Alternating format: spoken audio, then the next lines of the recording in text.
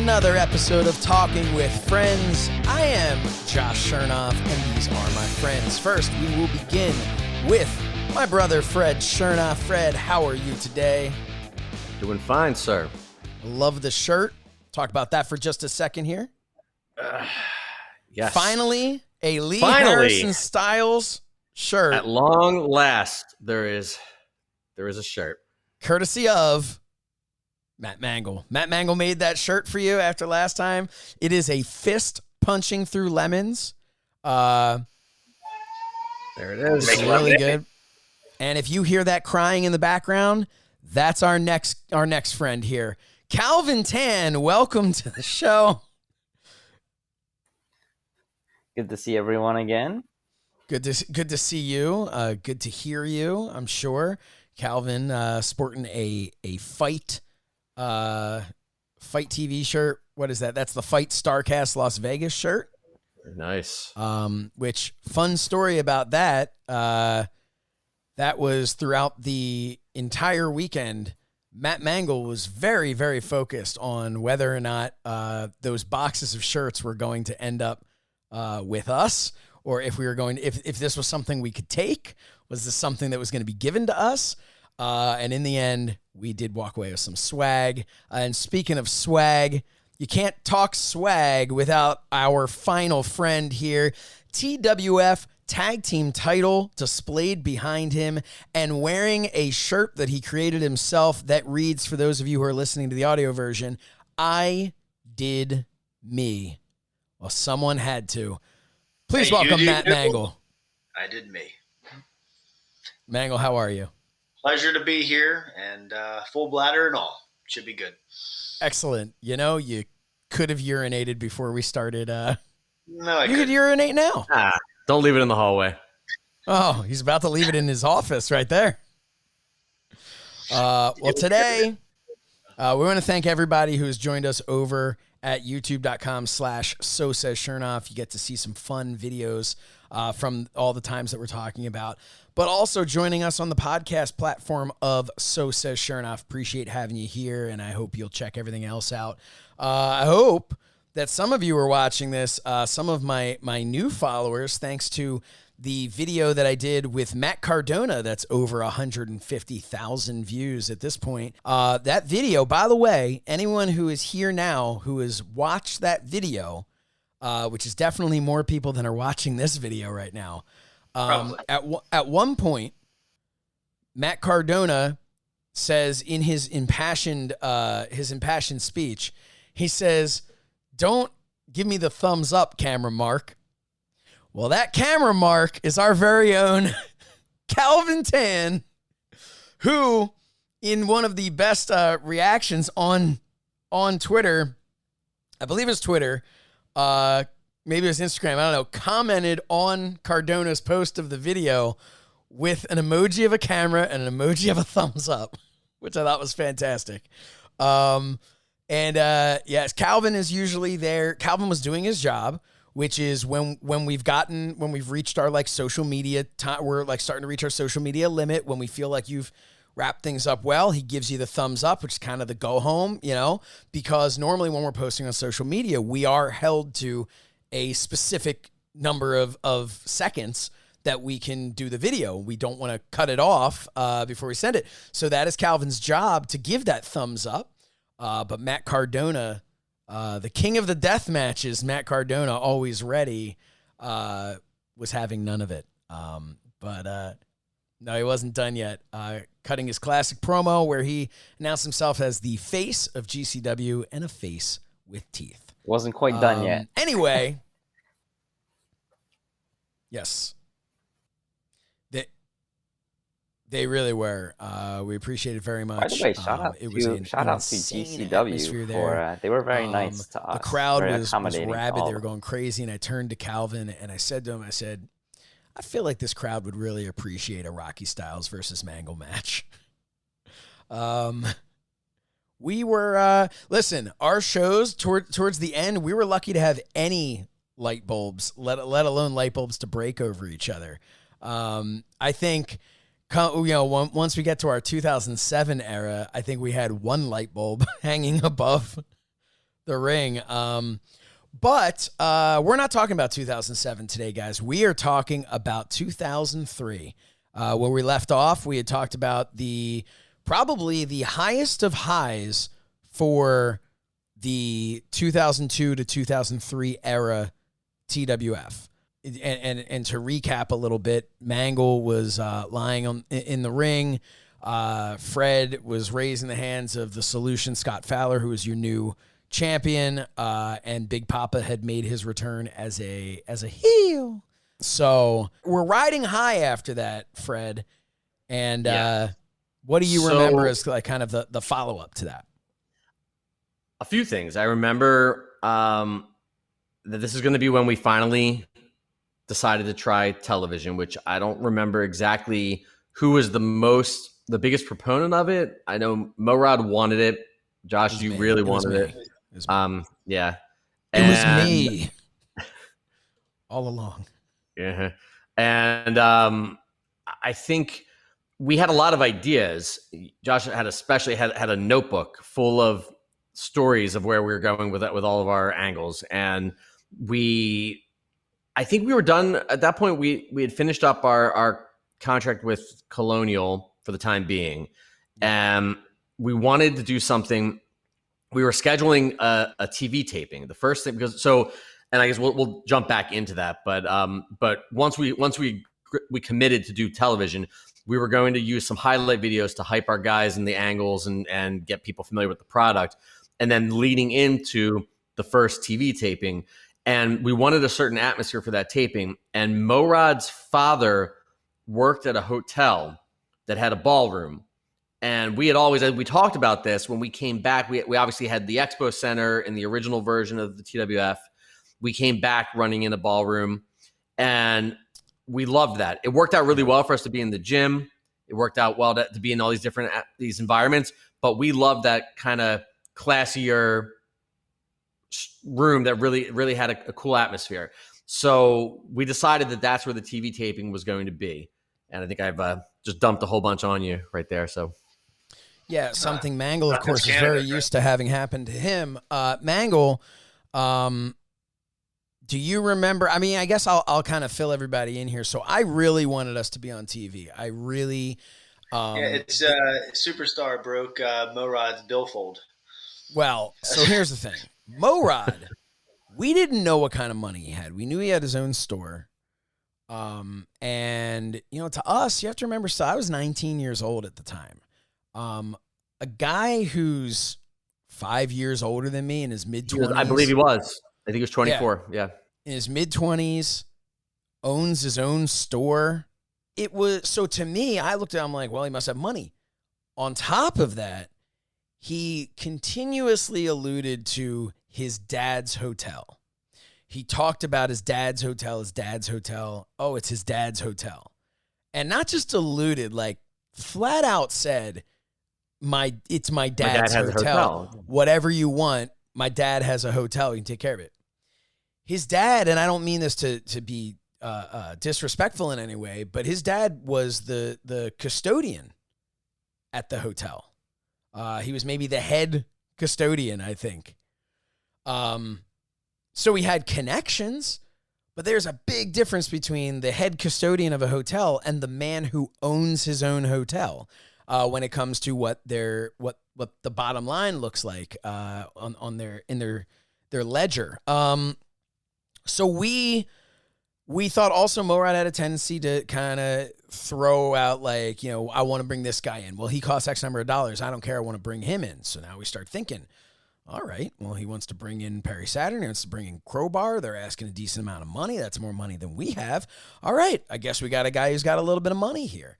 I want to bring in this ring crew. I want to bring in, these lighting things of that, which is something that Mangle reminded me after the last episode, that the lighting actually came from our connections. I had an old friend from high school named Josh Kulik, and he had a friend who did lighting, and I did not remember this until Mangle brought it up, that friend whose name escapes me was the guy who handled all of the lighting at I had in the last episode said that it came with the new ring and entranceway, but the lighting apparently came from this other guy.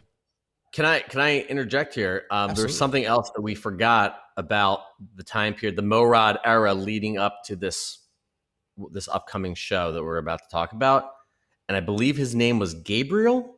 Oh boy.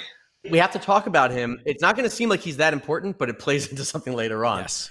I don't remember. He was Morad's friend, right? Or knew him from his store or something like that? He's a friend, yeah. I just knew him as a friend. And he was a good artist, and he became a fan of what we were doing, and he created custom turnbuckle pads. Like the turnbuckle pads, yeah.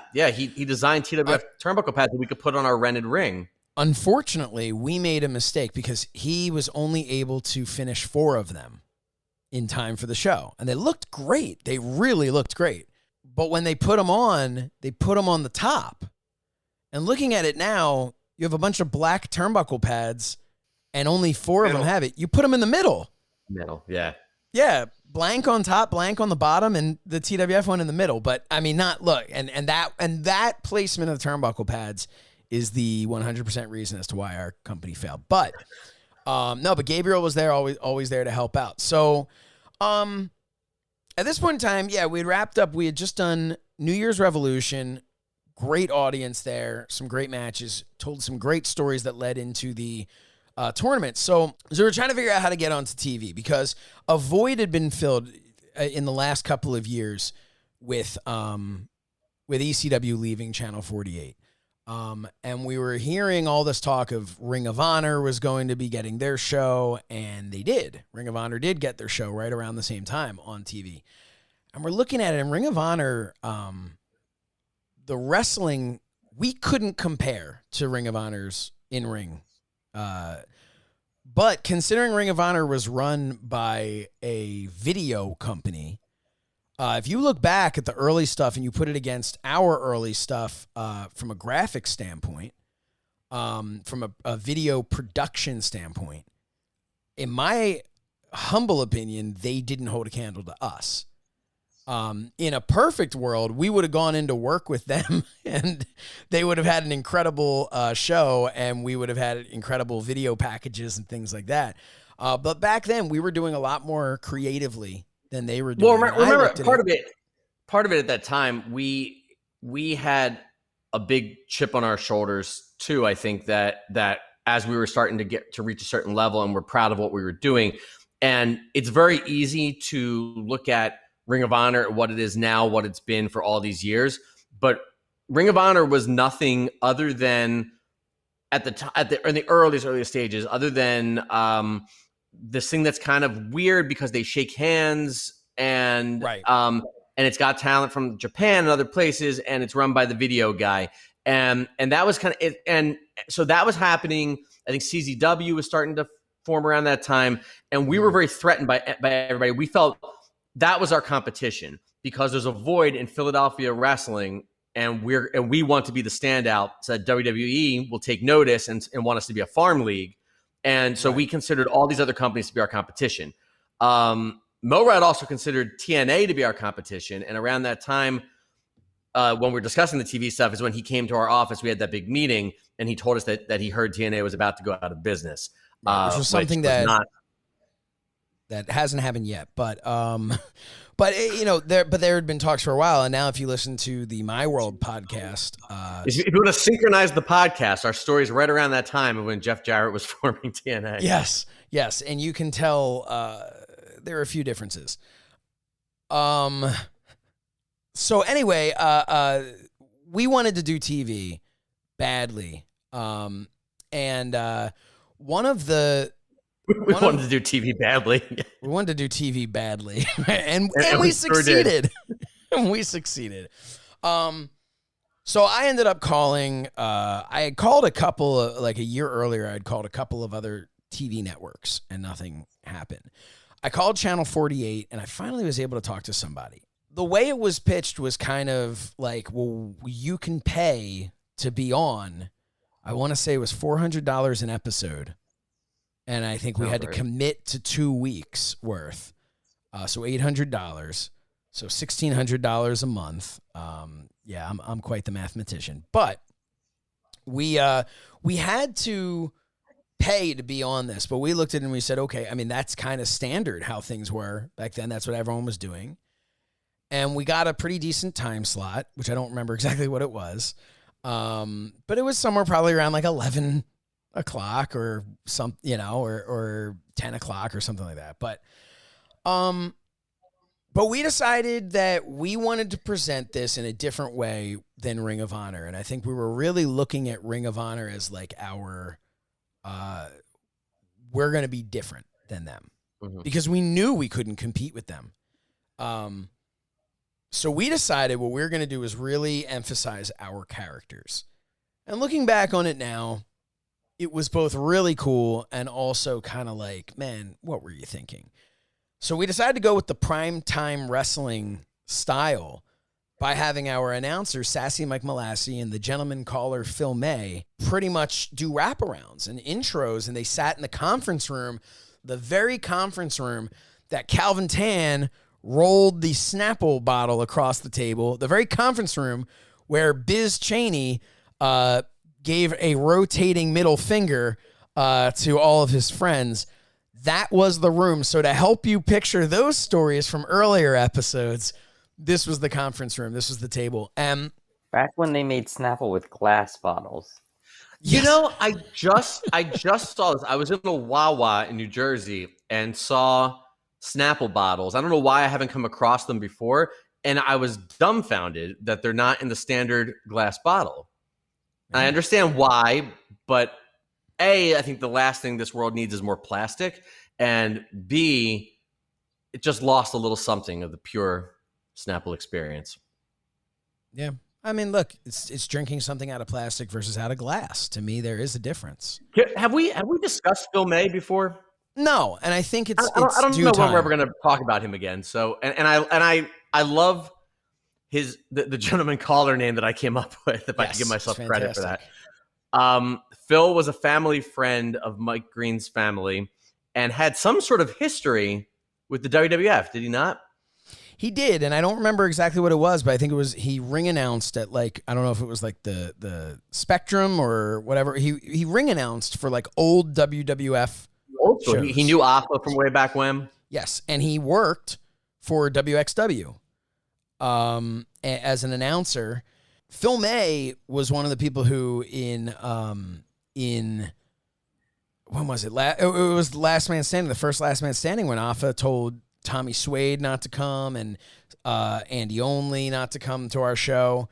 Phil May basically told Alpha, "No, I'm going to go to TWF instead." And it was like, "Well, you can't work for WXW then." And he's like, "Well, that's okay." And that was it. And he chose us. And I love Phil May, and I hope he is as well, because it's been quite a long time since we've seen him. And really has, yeah. I hope Phil May is enjoying his life. And he's a very good man. But Phil May was our commentator. He had somewhat of a Wilford Brimley like delivery in his manner of speaking, and we were very lucky to have him, because I felt in a promotion, looking back on a promotion with these young kids, having Phil May, who was a gentleman in his, at the time, probably 50s. I guess, yeah. He 40s or 50s at least. He brought some legitimacy to us. And I always enjoyed his interactions with Mike. It was always a lot of fun. Because, they had genuine love for each other as they were, he was Uncle Phil to him. Sorry. And, but we had them doing the wraparounds, and I think it turned out pretty well. Fred sat in on one at one time, and I remember we had it was in we did this in that office there, which was in our grandfather's real estate office, and there was a big picture frame with a painting of an old property that he had once developed, and I used that almost as like a green screen in the way that they did with the old primetime wrestling, where they would turn and look at the screen behind them, and then it would, superimpose. And I was pretty impressed with my ability to do it. When Fred came out, I remember it played like his entrance video on it when he joined the show, and it was really cool. And our mindset was, as Fred alluded to earlier, before we got to our TV tapings, what we were going to do was we were going to use clips from, we were going to use video packages, and we were going to use clips from previous events, beginning with New Year's Revolution. And our thought process was, while we're trying to provide something better than what we thought the broadcast of Ring of Honor was, we knew we couldn't compete with the in-ring ability. We knew that that the Mangle Rocky Styles ladder match was going to be laughed out of the, people would turn the TV right off. So we took the approach instead that we began with Kevin Matthews versus John Walters, which we felt to be a really good wrestling match. And within that, we showed video packages of some of our top talent. And this is where, all right, so every mark who enters the wrestling business, they decide to copy things. I did it. Oh, God. I know where this is going. I came to the ring doing the Rob Van Dam thumbs, even though Rocky Styles wasn't even and the Rob Van Dam moves and the Rob Van Dam singlet. I mean, there was a lot of Rob Van Dam. Yeah, unfortunately, I didn't get high before I did it. Otherwise, I think I would have enjoyed that night even more. But we had Brody for that. I loved what WWE was doing at the time with the Desire videos, if any of you remember that. I would show you a clip right now, but I can't because we don't own the rights to that. But that didn't stop us back in 2002. So I created Desire videos, which I thought were very well put together. Unfortunately, when trying to create my own intro and outro to give credit to Creed and U2, because we, of course, used the same music that they used in WWE, I basically just copied, like literally downloaded the video of WWE's stuff and used that. And I was 19 years old. I was like, I don't know, we'll do our own Desire videos. Oh, they can't get mad at us. We're giving credit to them. Thankfully, we were not big enough for anyone to send us a cease and desist. But that's what we aired, and a lot of fans were like, what the hell? You can't do this. Well, they were long, you have too. to remember that Channel 48 at night had ECW, and all the wrestlers used unlicensed songs. Very true. Bands. It was following some of the ECW formula of the highlight packages and stealing music, and But I mean, I straight up stole the intro, like the intro video that was created by WWE. It wasn't long. You said they were long. It wasn't long. No, not long. Not long compared to the history of the TWF Championship. No. It was edited down. I remember editing the Creed song, whatever it was. Whatever it was. I remember editing it down. I cut an entire verse out. So it was not very long. It was maybe long in the sense that our video was pretty repetitive. Like, what were we going to do? We just had just videos of, because we had individuals. We began with the history of the TWF video, not the history of the TWF championship, but the history of the TWF video, which has had many, many incarnations. And maybe we'll even, at the end of this episode, maybe we'll even put that would be kind of fun. Maybe at the end of this episode on our YouTube page, youtube.com/SoSaysShernoff, you can watch at the end of this, immediately following Talking with Friends, you can watch that, the most recent edited version of that, which kind of shows all parts of the TWF. Sounds good. Yeah. I was going to say with the TV thing. So I think that going back to your saying we chose to have the primetime wrestling approach, and we did these sort of ECW-esque highlight packages and all that. I don't think that the idea was bad as far as the approach to television, starting with introducing people to the characters and the storylines, and going from there to the TV tapings. I think the problem, if you think about the $400 an episode, the problem was our approach for television of what we were using it for, which didn't really exist. We never thought through the strategy, because if you think about it, ECW and I believe Ring of Honor to a similar extent were really more than anything trying to sell videos.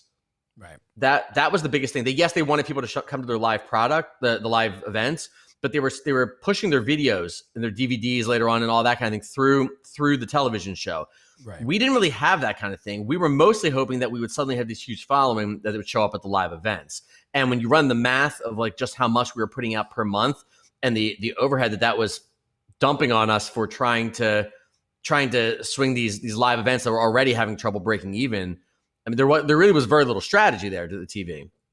No, that's true. And I mean, because you're talking about even at $10 a ticket, we would have had to have if we were running once a month, we would have to sell 160 tickets, which I understand that's not a lot, but that was by no means a guarantee. And that's to cover the TV that served as the commercial to get those people there, let alone all the other expenses that have to be covered. Which is a break even right off the bat. We tried to get sponsors. I remember Mangle and I going around trying to get like local sponsors, because you also have to remember the internet. It wasn't the same way it was now. It wasn't like nowadays. You know, I have sponsors, and we're hoping to get a sponsor for this show, maybe even as soon as next month. Looking to have a sponsor on here, and it's, you know, we can do that. We can also push our t-shirts over at prowrestlingtees.com/talkingwithfriends.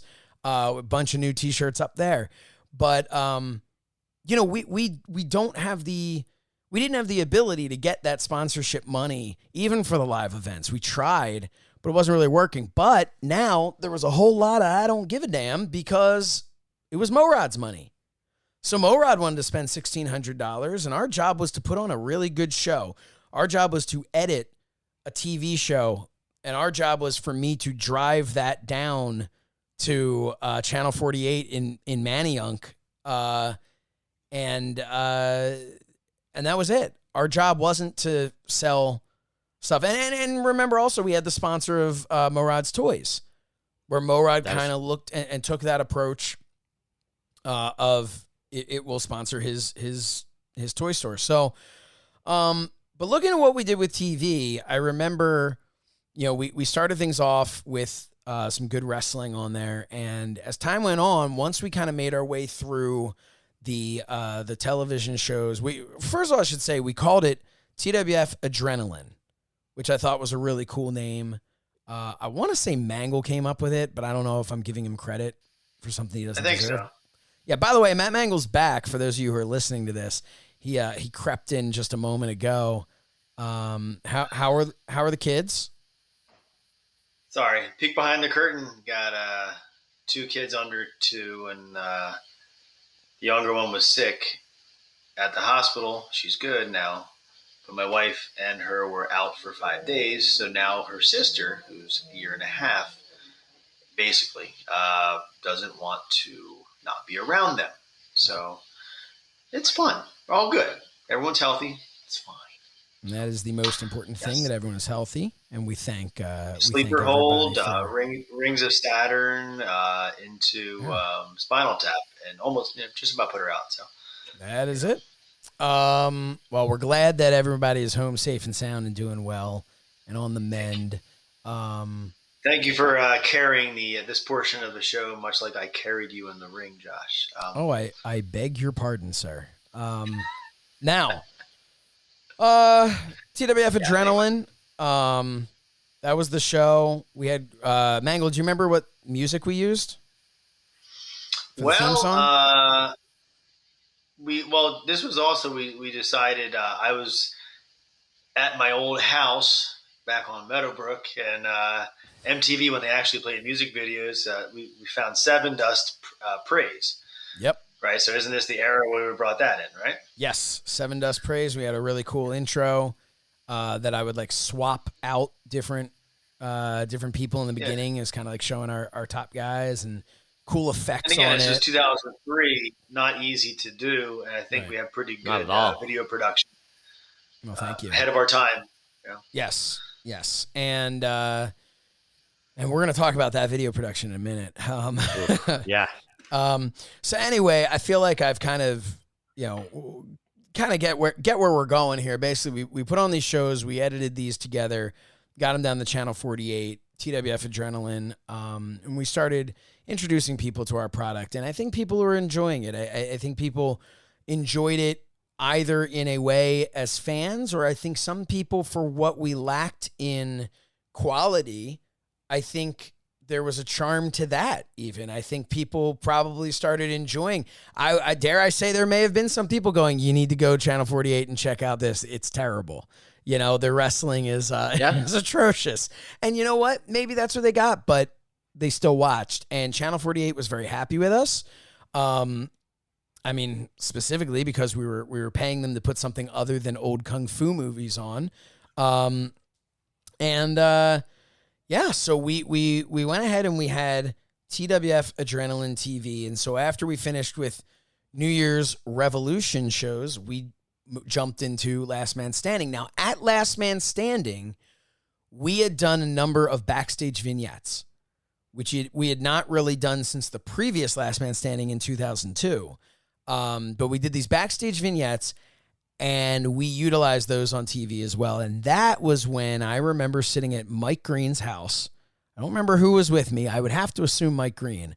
But I don't know if you guys, Calvin or Fred or Matt, if you guys were with me. But I remember that was when we decided, let's put it on. This is pretty damn cool. We can watch this. And it was completely washed out, the video. Now, I should say, to take a jump back, the first show that aired on Channel 48 of TWF Adrenaline took place it aired on May 12th, Monday night, May 12th, 2003.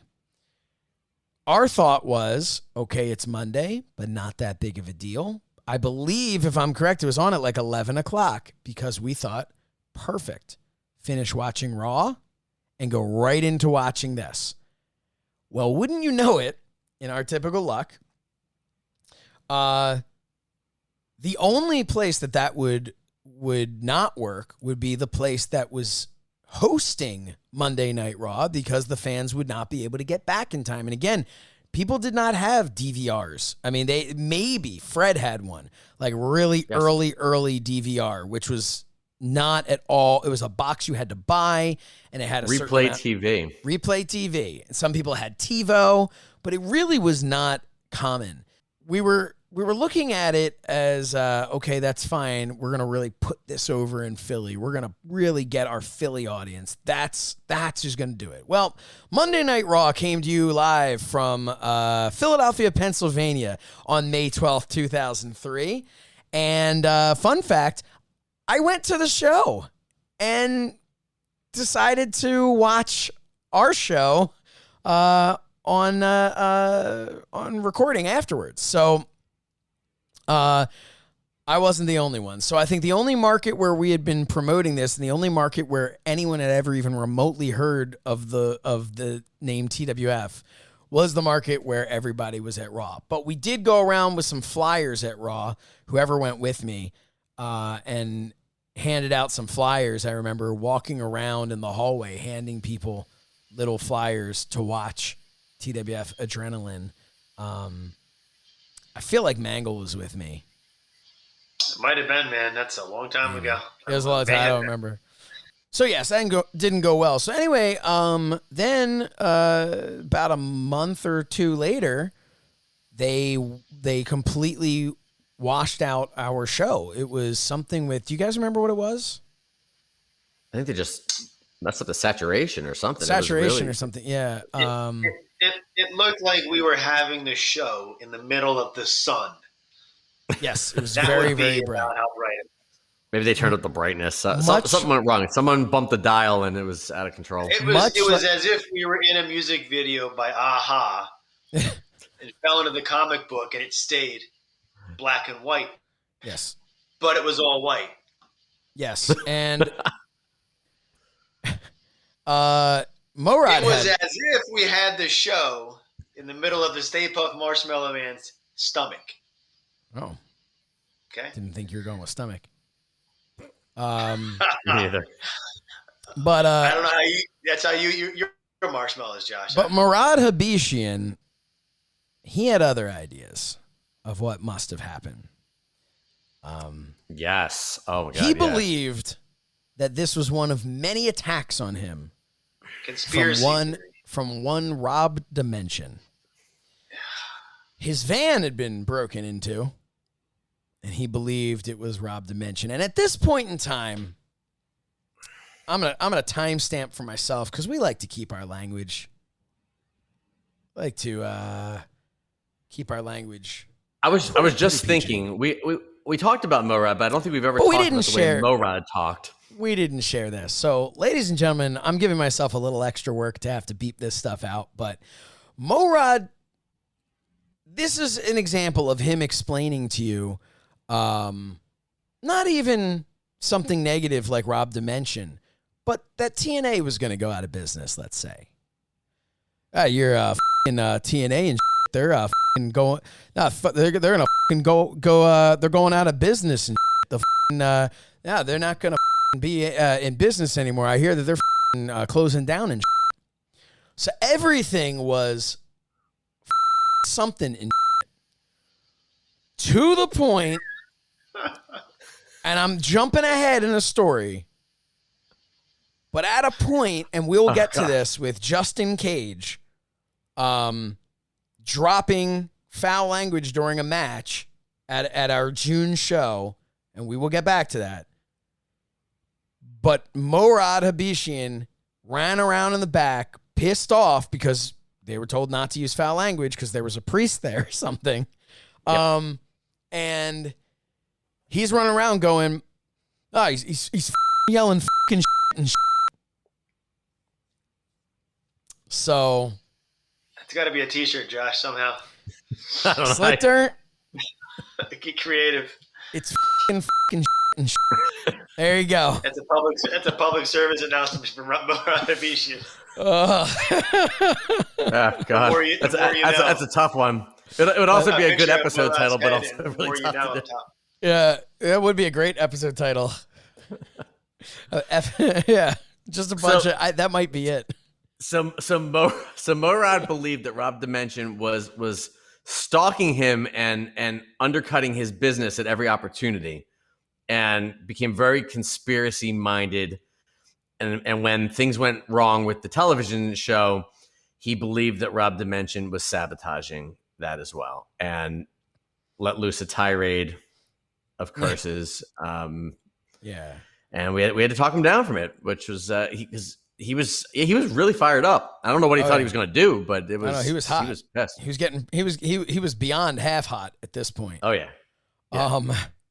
But anyway, he thought his livelihood was in danger based on nothing, based on actual hypothetical ponderings. So let's talk a little bit about who Rob Dimension was. Rob Dimension was, we've mentioned him before, he was the former Dimension Collectibles, was the store that was in the spot in Ambler, Pennsylvania before Murad's Toys.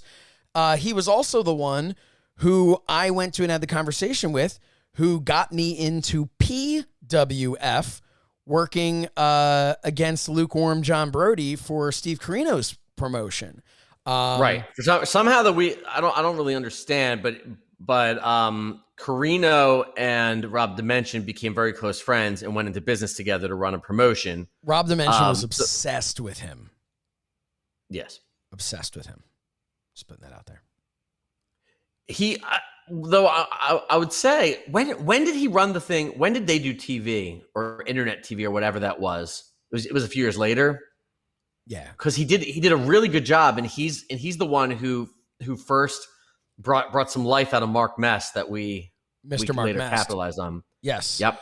That is I'll give true. him that credit. They did some they got messed, and they did a segment I would say where it's around 2004, 5 maybe 2005. and this is 2006. we're jumping all over the place here, but no one's we listening talked about anymore Mest anyway, so it doesn't matter. No.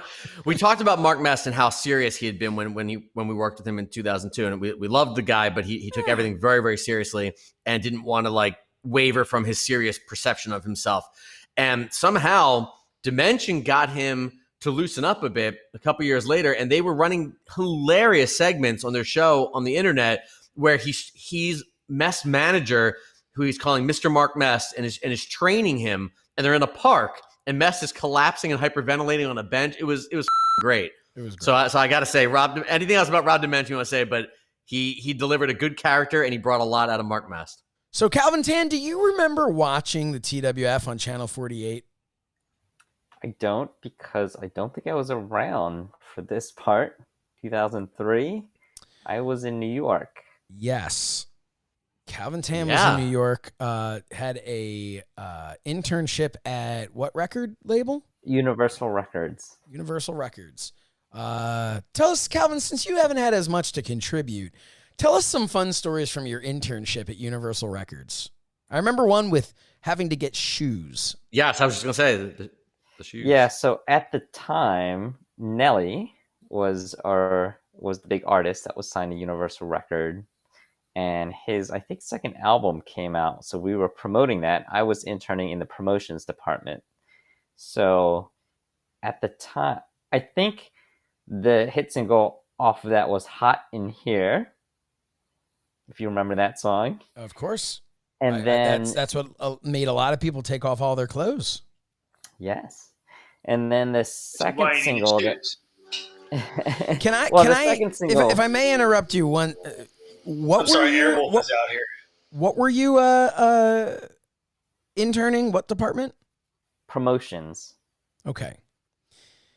And in So- no way were you able to help the TWF. You couldn't sell one ticket? You couldn't come back at least with a phone call of just, hey guys, I was thinking maybe I learned a little something in my promotions internship that might help you guys out. Well, you probably would have learned, don't do it. You know. Well, the first thing I would have told you was don't use unlicensed music on TV.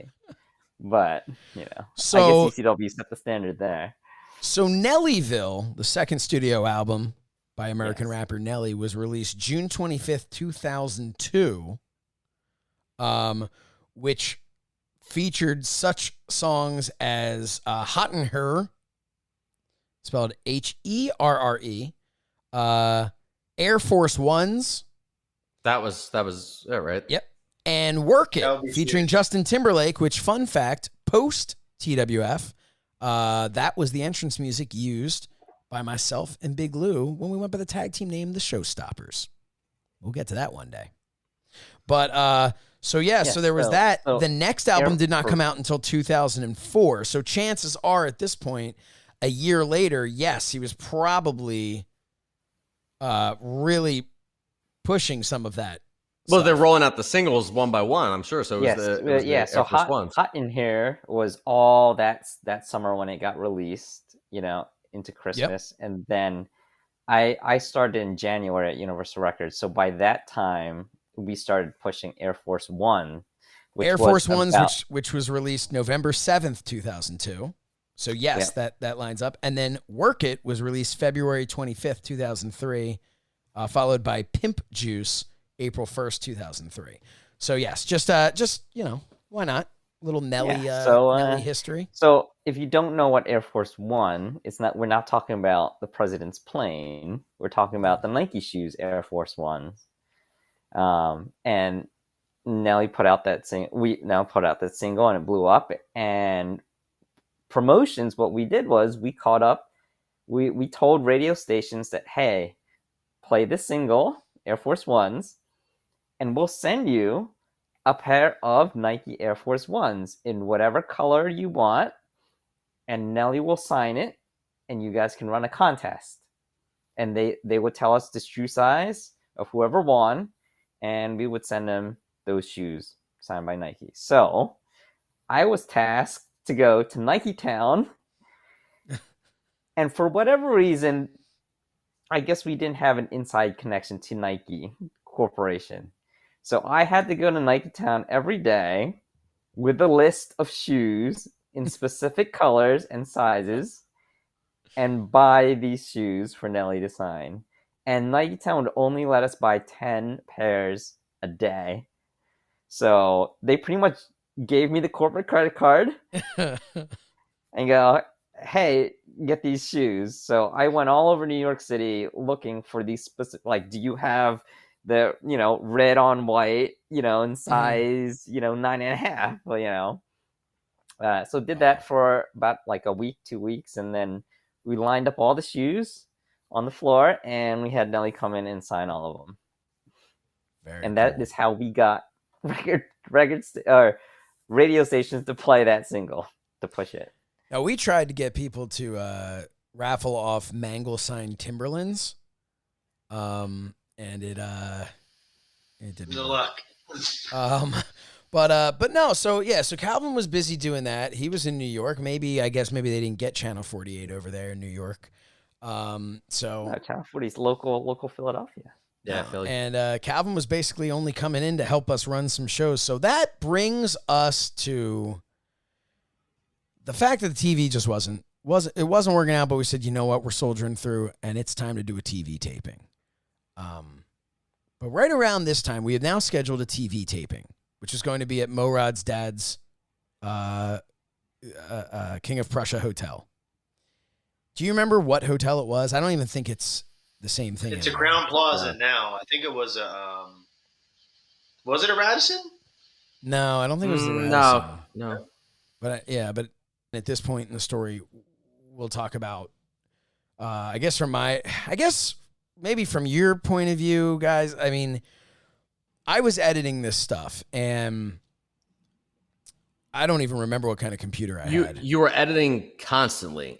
We had the oh god, I'm trying to remember. It was the computer that we had bought from Best Buy, and we put that really expensive video card in. Right. And you had a DVD burner that was about as fast as we could get at the time, but still very slow. Horrible. And that's the thing too. I had to hand deliver a DVD of the episode to down to Channel 48, and so you had these deadlines. You had weekly deadlines, and I remember that it was really you were. Where are we going here? Let's go to the bathroom. Josh is taking a break, trying to find an old DVD. Yeah, I think he's trying to dig up a DVD. What do you got there? Courtesy of Matt Mangle. Oh man, is that an episode?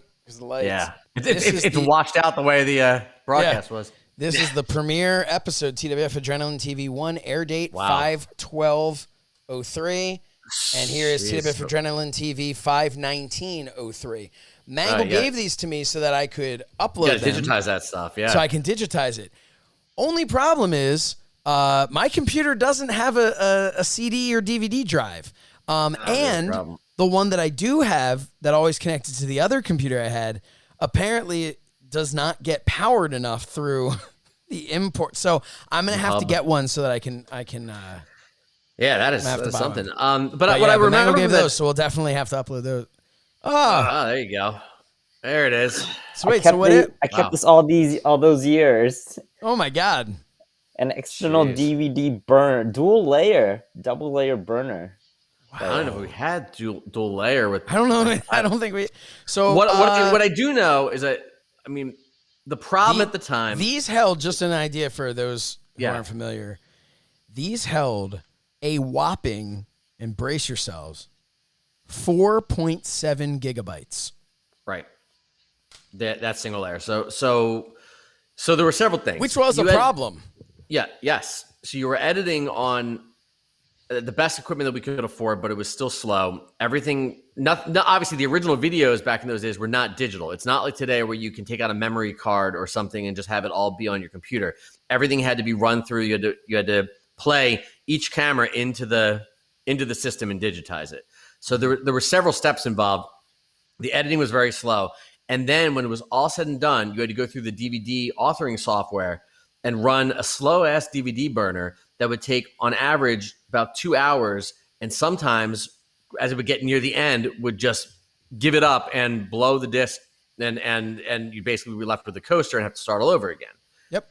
And the storage capacity issue, which was, it's hard to believe, like thinking back to it, because you're not talking about 4K video, you're not talking about HD video, you're talking about so-called DVD quality video, which our cameras weren't even really good enough to do proper 480 progressive scan video. Yet we couldn't even get the fullest quality, the best quality that our cameras are capable of. Josh had to compress the video down to a lower quality in order to get it to fit the full episode on those DVDs. So everything, and the compression took time. I think it would process before it would even start burning. So everything was hours. And Josh was at the office until all hours of the night, every time with these weekly deadlines, trying to get these episodes done.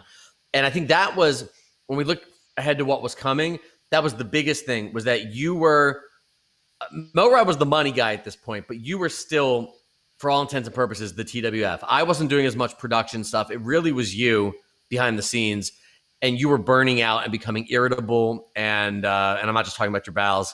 It was go get that Shernoff plumbing shirt, available now at I don't remember what it says. We'll clog that. I think is what it says on the shirt. Shernoff plumbing, available now. ProWrestlingTees.com/talkingwithfriends. But I think it just got to a point where you were really, really burning out. And so, and I think you were getting frustrated because you had this notebook full of ideas, and your dreams are coming true, that we're all on TV and doing all this stuff, but the infrastructure wasn't there. You had no team, you had no anything. And not that you had no team and that like we weren't willing to help, but there was nothing we could do. We didn't have a room full of computers, like where are you gonna sit? You're just gonna sit there with me while I wait for the DVD. We did, which you did. I was gonna say what you did at times. Moral support. Yeah, but I mean, I would be there until 2, sometimes 3 in the morning. Yep. And I remember one time where I remember specifically one time where it was the 3rd time the DVD crapped out. And I got up and I just said, fuck it. And I left. So when was that timing wise? Because we had, so after the washed out episode, they re-aired that same episode the final week, or the following week for free. Re-aired the episode for free. Mm-hmm. But I believe it was the week after that was when you had the 3 failed DVDs. Yes. Yep. So you're right. So if you can picture this, we're rolling with TV. We air an episode that no one can see. The next episode, we air the same thing again, finally visible. And then Josh's DVDs wouldn't work, so we weren't able to meet our deadline. And so to fill that airspace, they aired the same episode a 3rd time. Yes. And that was You want to talk about losing momentum? That was it. I mean, honestly, that was it. We aired another episode or 2, I think, after that. Mm-hmm. But we saw the writing on the wall, and it was a combination. So at this point, we have a TV taping coming up that we're advertising as a TV taping. Come to this, and you're going to get to be on TV. And we're advertising a TV taping, and I'm burnt out because how much. Not only the backlash we were getting in the very early internet days, but the backlash we were getting from airing the same thing 3 weeks in a row. There is a very small following on a message board that would just tear us apart, for doing that. And, it was out of our control. We were disappointed. We actually had that little fan base, and we really disappointed them. Yeah. And, the first time that was Channel 48 screwed up. And so the next week, fans were like, I'm sure we lost some, but fans forgave and said, not their fault, whatever it is. But I will say something else that you have to remember.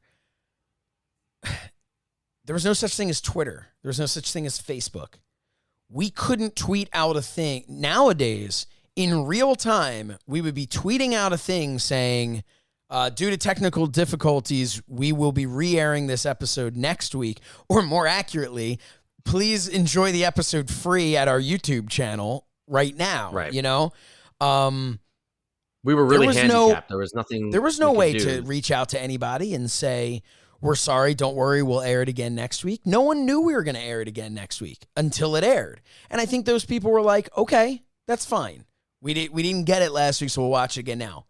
But when those people were like, all right, we're giving them another chance. And the next week, we aired the same damn episode. And we aired the episode legitimately because we had no other choice, because I was literally burning through DVDs trying to get the damn thing to them, and it wasn't working. And I had a frustration in the fact that I knew better equipment existed, but I knew I couldn't afford it.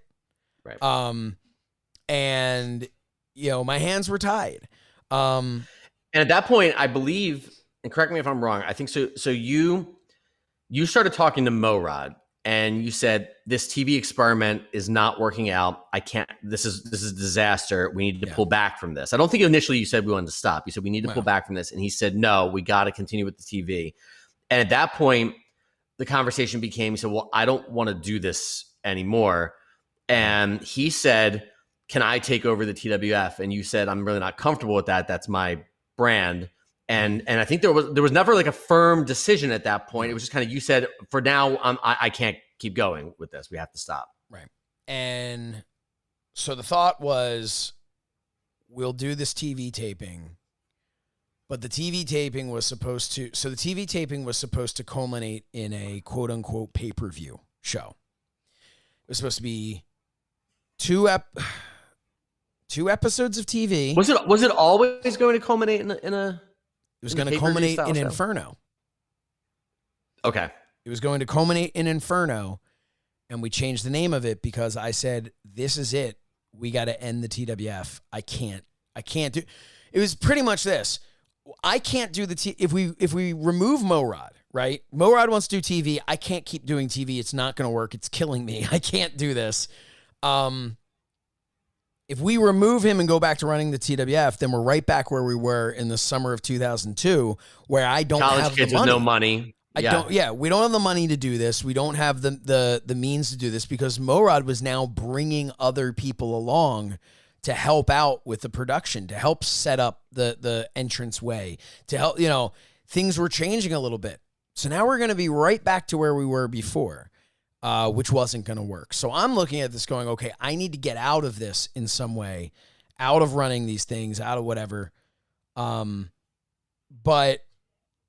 I lost my train of thought a little bit there. But so I had basically said, we need to get out of this. We need to end the TWF because I can't continue it without Morad, and I'm not letting Morad continue it without me. So we came up with an idea that we changed it from Inferno. We were going to do these TV tapings. The idea was we would continue to do TV. We would continue these TV tapings, and it would all culminate in a show called Omega. Alpha being the beginning, Omega being the end. And that was kind of, I think, TWF Omega. And in that, we kind of rewrote all the stories because I had no intention of getting back in the ring. And it was rewritten to the fact that I would come back to challenge Scott for the world title.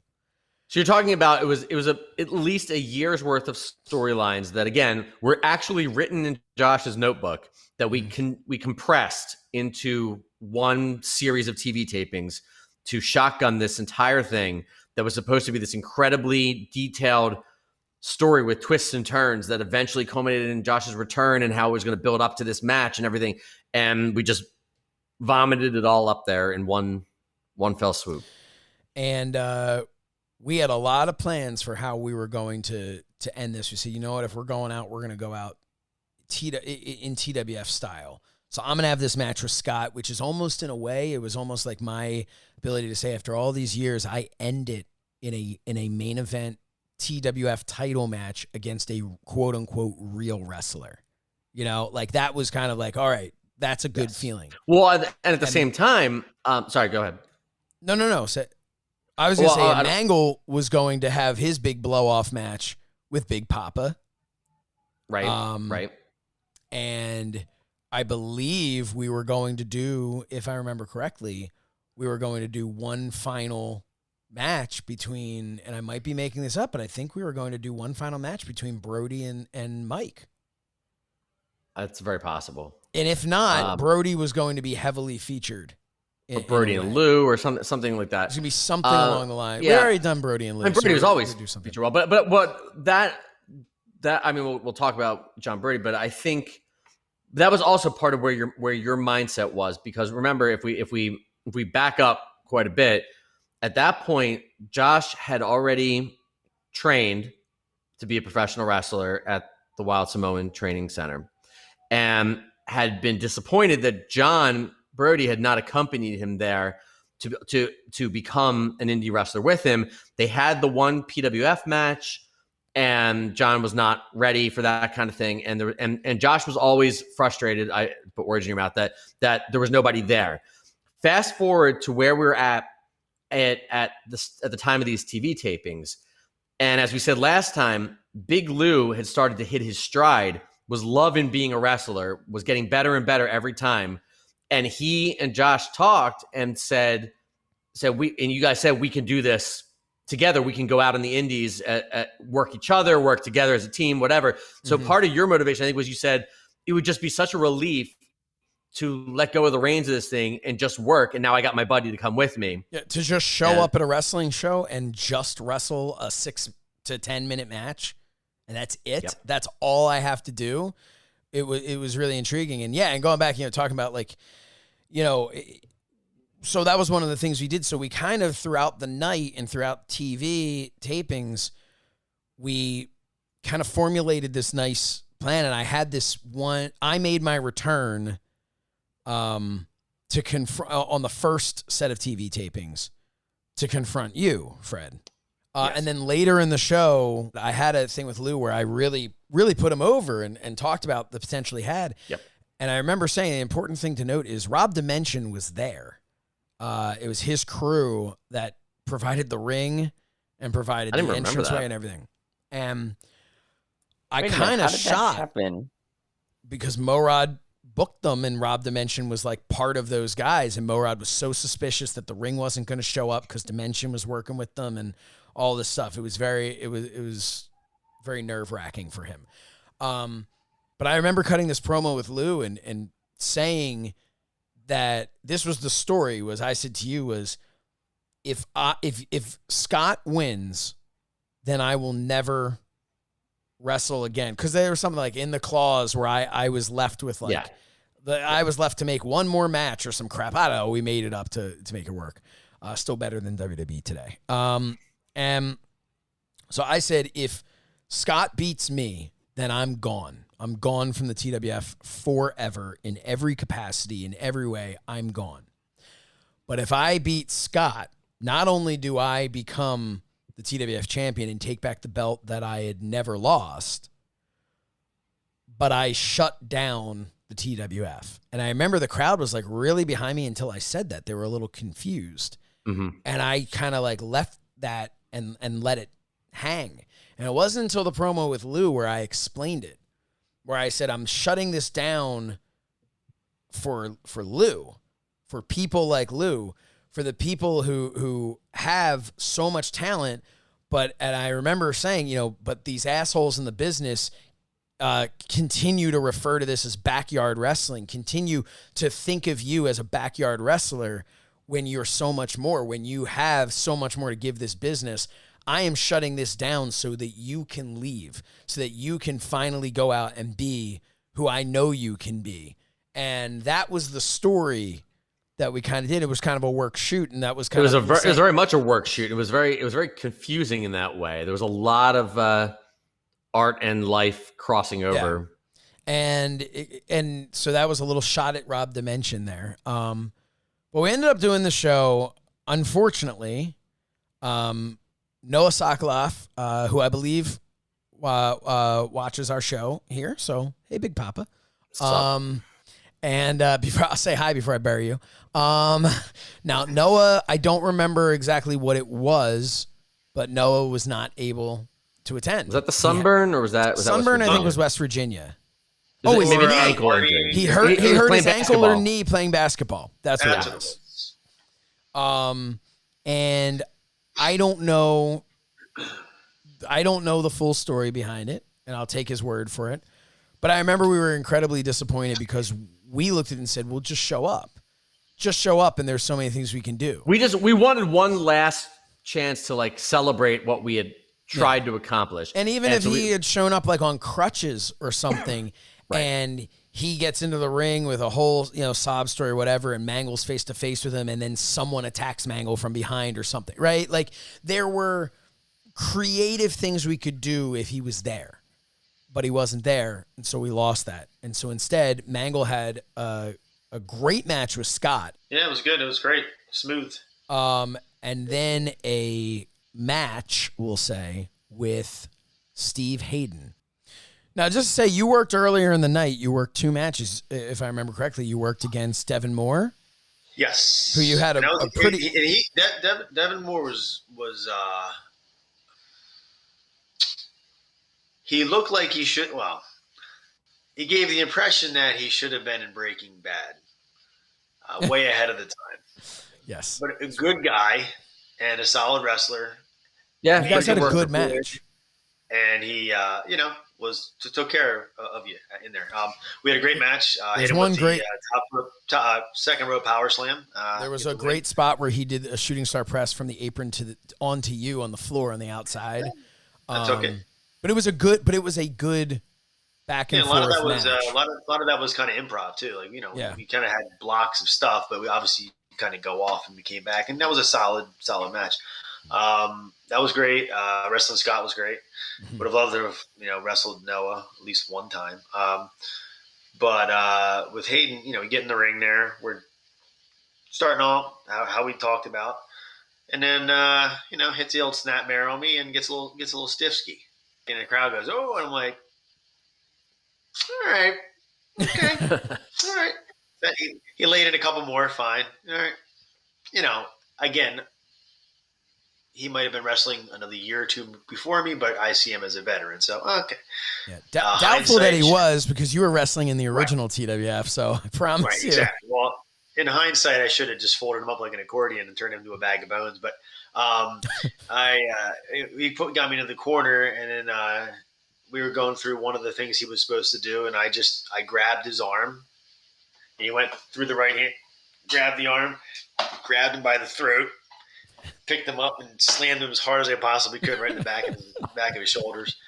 I think I hit him with a power bomb. And I hit him with a stiff boot. We got our licks in, but your working boot was a stiff boot. So the boots back then were actually working boots, which was probably a bad idea because the rubber on the bottom was about that thick, and then it was not steel toed. It was not steel. Then what I found later in 2007, we're getting ahead of it, was some boxing boots, which I should have used all along. Anyway, and hear me out. Yes. Wrestling boots. Yeah, may have been an idea. I don't know how I'm going to be doing. Back in 1999, I didn't know how long I was going to be doing this. So good call. It's just like at Barnes and Nobles when they asked me about back in senior year of high school if I was at the cafe and they asked me, "Do you want the Barnes and Noble rewards card?" I don't need that. 15 years later, when I'm buying a book, they ask me the same question. But anyway, so Mango, so you had that match, and that was it. That was your swan song. Calvin, were you there with Mangle for that match? I believe I was, because I remember. I think I remember being there for the show. I think it was one. It was like one. It was like the one last hurrah, because we had dropped Heatwave being with Mangle for Calvin to really run things in the back, but we had him come out for one last. We were trying to do these things just for ourselves at that point, but we lost Noah, we lost Brody, we lost, I believe, Rod was not available. That's true. I forgot about Rod. A lot of the TWF originals who'd been there with us through it all, who we really wanted to be there, pulled a TWF and no showed the last. Brody was in a he was in a bad place, and I remember that was a tough thing because I couldn't get in touch with him. And the last I heard from him, he was going to be there, and then I couldn't get in touch with him, and I didn't hear from him for maybe a month or so after, and his personal, I'm not going to go on here and talk about all his personal issues. What I will say is that John today is living life to the fullest. He is happy as can be, has a great life, great family, and is, as he always was, a great guy. That show was tough because I knew that John was in a bad way, and I was worried about him more than anything. Noah, I was annoyed. Rod, I was annoyed. But John, I couldn't get in touch with him, and I was very worried about him. And it was a weird time. And again, I'm so glad to every time. I haven't seen him in quite a while. But it was funny. We did a show. All of us did a show called Business as Usual. It was a web TV series, one of the first web TV series out there, believe it or not. We did 5 seasons of it. Calvin finally joined us for the 5th season. And that's when I was, to pat myself in the back, nominated for an IAW TV award for Best Male Performance in a Comedy. No big deal. No big deal because I lost, but still, I was nominated alongside Don Rickles, and he also lost. So I guess pretty much comedically, I am an equal to Don Rickles. Now then, the reason I bring that up is because in season 4, which was many years after the TWF, Mike Green, who was Sassy Mike Malassi, also, he was a main character in Business as Usual. And he and I took a trip to Florida in an episode, and it was the first time in a very long time. I'd seen John once since the TWF ended. And he was supposed to be in a later TWF, and that's a story for another time. But that didn't work out. And I finally saw him, and he had cleaned up his act and his life, and it was great. And he had a guest spot on that show where he said things like, well, the heat wave's up in Tampa, but it's lukewarm down here, which was, we kind of threw that line in there. So it was great to be able to have him do that. But anyway, I'm rambling here, which is pretty much what I've done for an hour and 24 minutes. But the show came to a close. It was bittersweet. I won my 4th and final TWF championship from the Solution Scott Fowler, and shut down the TWF with a great shot of Fred practically crying outside the ring. But my match with Scott, that wasn't the final match in the TWF. The final match in the TWF for the TWF championship was a rematch from the final match, or from the first match for the TWF championship. So remember that to that point, we had never really acknowledged, there hadn't been all that much time of Lee Harrison Styles in front of the camera as a character. We acknowledged that he's Rocky Styles' brother. We acknowledged Punch first Pennsylvania champion. Yeah. In your entrance video. We didn't deny it. It was indirectly referenced. We didn't say, it never said like he used to be Punch Fresh or whatever. And one of the many, many plans that we had that was supposed to be over a long period of time, once Rocky Styles finally came back, it would be a long thing, that he was going to chip away at basically Lee Harrison Styles' sanity, yes, which I thought was going to be so much fun to act out over this long period of time, that he was going to just pester him to the point where he just loses his mind and begins to believe that he really is Punch Fresh. And this whole thing, I had all these ideas, and I really wanted to like pour myself into this role and everything.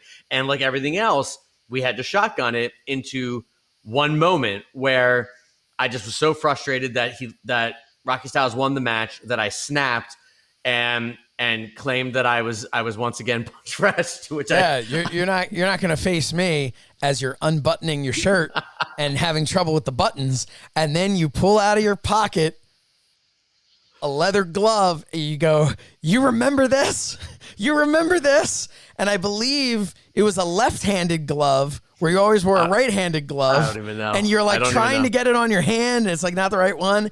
And then you turn around, ring the bell, and you turned around before they rang the bell and then turned back to yell and ring the bell again. So it kind of blew the spot. Our timing was not great. So it was a little bit. You turn around, I super kicked you, and I pinned you 1, 2, 3, and that was it.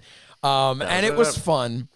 And that was the end of the TWF. But part of the deal that we had made with Morad was that as wrestlers and characters, we would return for Morad's continued promotion, him and Gabriel, called the SWA. SWA. Thank you. That's what I thought it was, but I didn't want to be the one. Supreme Wrestling Alliance. So imagine, if you will, the perception of the audience who came to a TV taping, find out that in the storyline, it appears that Rocky Styles is threatening to shut down the entire company, and all of us wrestling fans know that that's just a work. That's obviously setting up the stakes, and it's never going to happen. Then, to their surprise, what's the screw job that's going to make them lose? Right. It actually happens, and now they don't understand that it's being shut down. And there's this final confrontation between the Styles brothers, and then out of nowhere comes Gabriel, who the audience doesn't know who he is. To which he announces, "He's never been on camera." Because I think at this point, am I getting the TWF roster had come out to celebrate, right? TWF roster comes out to celebrate. They put me up on their shoulders, which was not planned. I didn't know they were going to do that. And I really appreciated that because that was them showing respect for how much they've loved what we had done for them. Yeah. We're celebrating, and there's a TWF chant from the crowd and everybody, and that, which I believe is the chant. I'm not 100% sure, but I think that is the chant you hear at the end of every one of these episodes at the end of the credits. The TWF chant from that. And that is when all of a sudden Morad comes out wearing his best sunglasses and hat. And he comes out to basically talk about how the TWF might be dead, but the SWA is starting and all that stuff. And he's like yelling at all of them about how he's the money behind it. He's the investor and all. And this was all planned. Morad wanted to do this. And Morad wanted, his vision of it was that I was going to nail him over the head with a chair. And I said, no, I am not hitting you over the head with a chair. I'll hit you in the back with a chair. Because I was not going to be responsible for, walloping him in the head with a chair. So you'd have diabetes all over the canvas. Oh, Jesus. And I thought we weren't going to have a diabetes conversation because you weren't here when I referenced Phil May speaking like Wilford Brimley. But man, he did. All very right. similar. Yeah, we're gonna have to to pick that apart next time when we talk about this show and I watched it. Yeah. Oh man. So anyway, he comes out. I hit Morad in the back with the chair. Diabetes. Oh God. I hit Morad with the chair, and he goes down. And it's supposed to be like, that's it. And that's the final. We do this celebration and everything. Because Morad just really wanted to be this character on air. He really wanted to do that. So we're like, everybody okay, wants their chance to get in there. It's. But everybody's got to get their shit in. And they took advantage. And as the New York guys always did. And they started hitting all their finishes on him. And not stiff. They were all working finishes.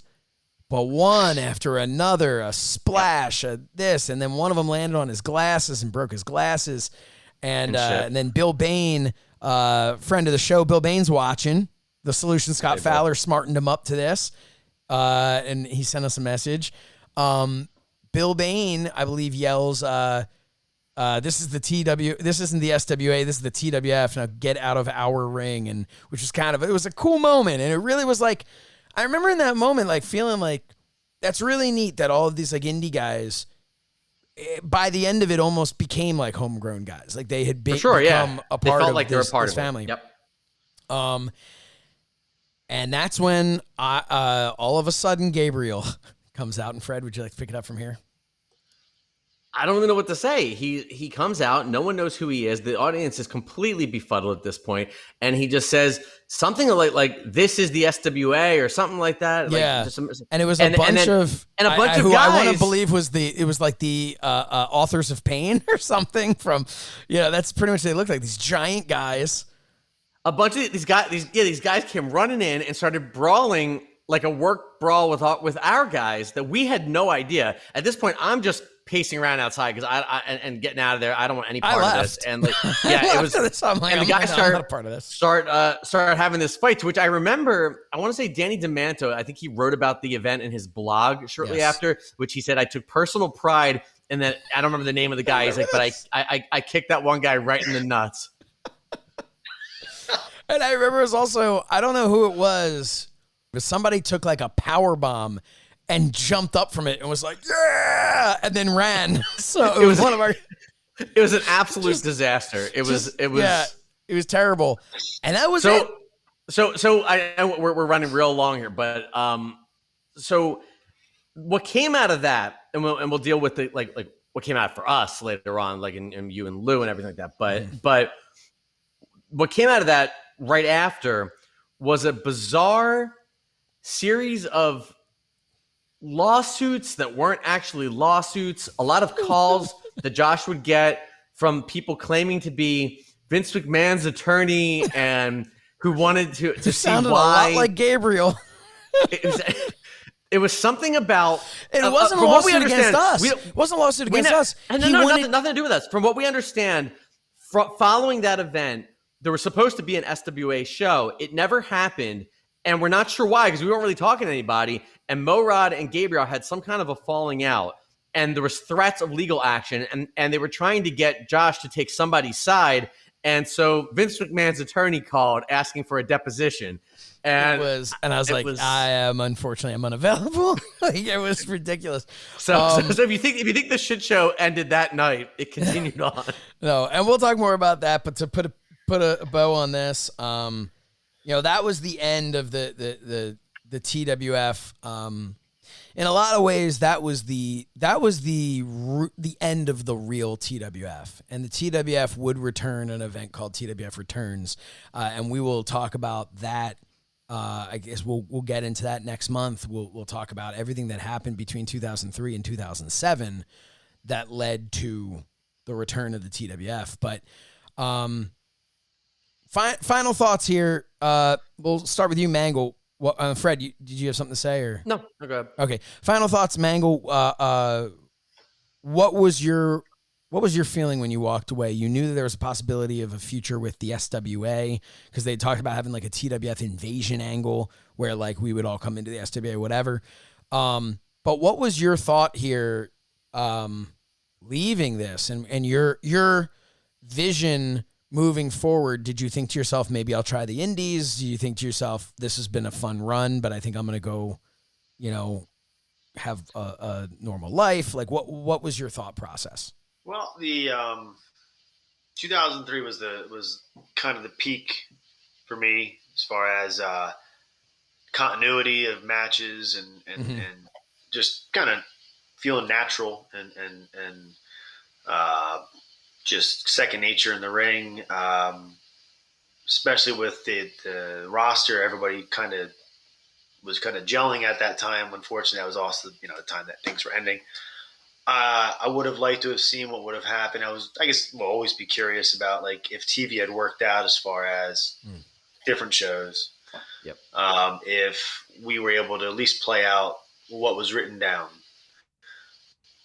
where would things be? But as a lot of people know with wrestling business and any business, things can happen out of nowhere and you just have to adjust. So it was what it was. Technology was not there, like it is now.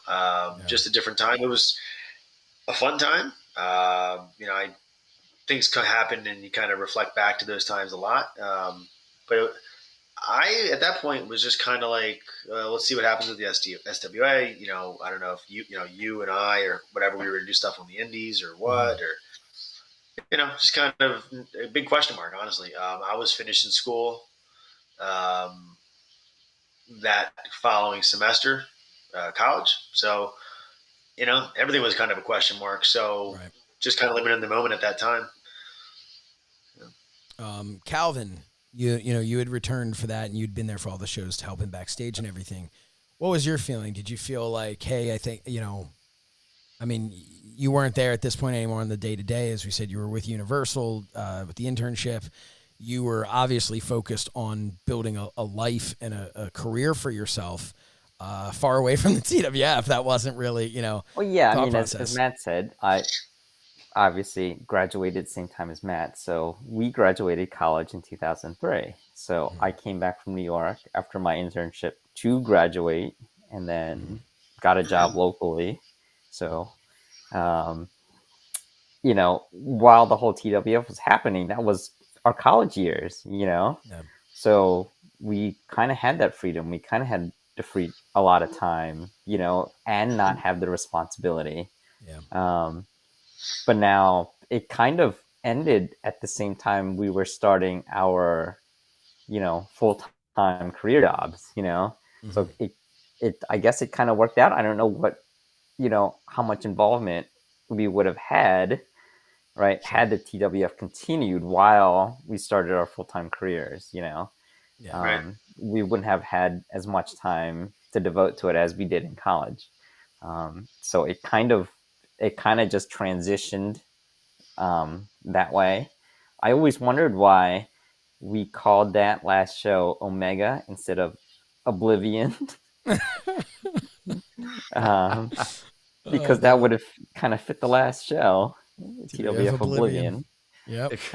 Oh, hey, Which is an inside joke, because I think when we were trying to come up with pay-per-view names in the early days of TWF, Oblivion was thrown out there, and we were like, why would we call the show Oblivion? That was business contribution. Yes.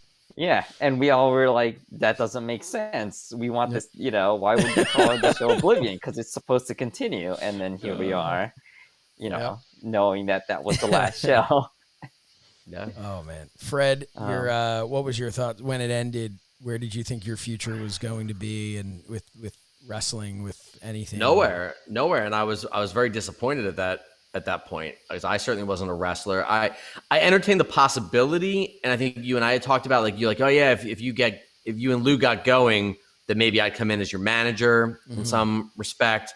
But there was nothing concrete, and it was very disappointing. I mean, I was removed from it a lot more in the behind the scenes at that point, but I was loving doing the character and just didn't get to play it out the way I wanted. I think just having it not end on the even doing the last show the way we wanted without Noah and everything, like, it just was not. It felt sloppy and just disappointing. I really think nobody came away from that feeling particularly good about where we're at with anything. It was so sudden on the heels of such like Mangle, I think, said about, like, everyone was gelling. Like there was a real there was a continuity, and there was what's what I'm looking for, there was a team camaraderie. There was a sense of a team forming, and it all just kind of fell apart. And there was no, at the time, there was no hope of, there was, there's this SWA thing. There's always the talk of, like, the last man standing tournament or something. But other than that, at that time, there was no real hope of, like, a year before when we took the indefinite hiatus, it was always assumed we would come back in some capacity. At that point in 2003, it seemed like that was it. Like to Calvin's point, that was the college years, and this is kind of, it's done. And it was really sad in that way because I think, and obviously we'll get into what came next, but I think in one respect, it was the last time that we had a real, aside from the New York crowd that kind of did a lot of what they wanted, where we really had a lot of control. And I think it also was the last time that we felt that we could be something, because we came into version 2.0 of TWF at the time when WCW was gone, ECW especially had folded. And like I said earlier, we saw that opening in the Philadelphia market to really get a foothold there. And all these other companies are popping up, and we're competing with all of them. And we thought we could really find our niche and be something special. And I don't think after that, we ever felt that again. We kind of went, and anything we did after was sort of, maybe we could build something sustaining, like some of these other, like WWWA, and some of these that are always perennially, they're always around forever and ever and ever. But I think in 2002, 2003, we had bigger dreams, and there's something inspiring about that. And then when it was kind of like deflated, And so I think it wasn't a good feeling at all. Well, we hope that all of you had a good feeling listening to us talk about this, though. It really was, to me, the true end of the TWF in a lot of ways. But we came back, and we will talk about that next time. But until then, you can find all of us on social media at the TWF Show. And individually, of course, Fred is at Frederick Shernoff. Calvin is at Calvin Tan Magic, at Underground Magi, wherever you want to look for him. And then there is at Mangle Strength from at Mangle. Do everybody a favor. Let's subscribe to youtube.com/So Says Shernoff. And let's also, while we're on YouTube, type in Personal Training Unlocked and see if we don't want to subscribe to Matt Mangle's channel there and learn a little something. Mangle's going to have some new videos up there as soon as the slacker that helps him out with doing the video editing gets an opportunity to do some stuff for him. Have those up there soon. You can find me at So Says Shernoff, and you can probably find myself and Calvin Tan if the world doesn't shut down at various shows, like the upcoming shows in Chicago. And for AEW and GCW, as well as the upcoming show in where is it? St. Louis. St. Louis, yes, for the NWA. We're hoping to be there as well, barring the world shutting down. So let's everybody do what we need to do to stay healthy and stay open. And we will see you all the next time that I decide to get together and chat with these people in a little show we call Talking with Friends.